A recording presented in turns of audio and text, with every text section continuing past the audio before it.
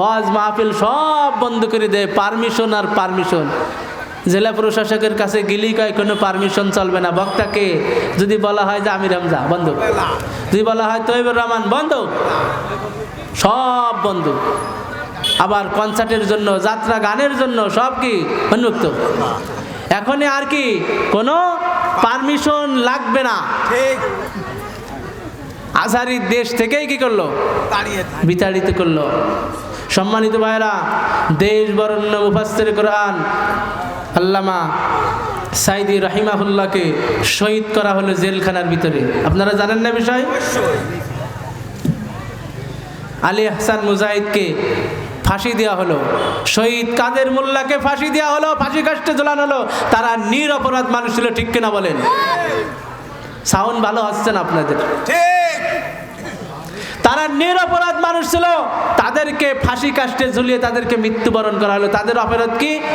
তাদের অপরাধ হচ্ছে আল্লাহ রাব্বুল আলামিন সূরা বুরুজের ভিতরে এইভাবে ঘোষণা করে দিলেন, ওয়া মা নাকামু মিনহুম ইল্লা আন ইউমিনু বিল্লাহিল আজিজিল হামিদ।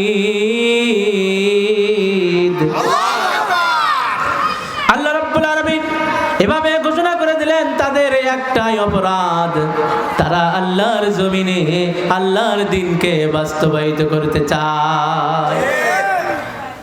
আমাদের সবার ঈমান আছে, এই ঈমান আছে বলেই কি এখানে বসতে পারছি, তা না হলে সম্ভব না। আমাদের হৃদয়টা মসজিদের সাথে ঝুলান্ত আছে, বলে সুবহানাল্লাহ, মানে আল্লাহু আকবার। এই মাহফিল শুনে যাব, যাওয়ার পরে আবার ফজরের নামাজ আমরা পড়বো, ঠিক কিনা? ইনশাআল্লাহ।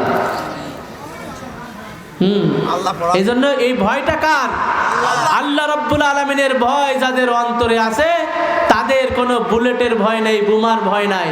যারা আল্লাহর কোরআনের জন্য জীবন দিতে প্রস্তুত, তারা রাজপথে বুলেটের সামনে দাঁড়িয়ে বুক পেতে দেয়। কর বলি কর, আল্লাহু আকবার।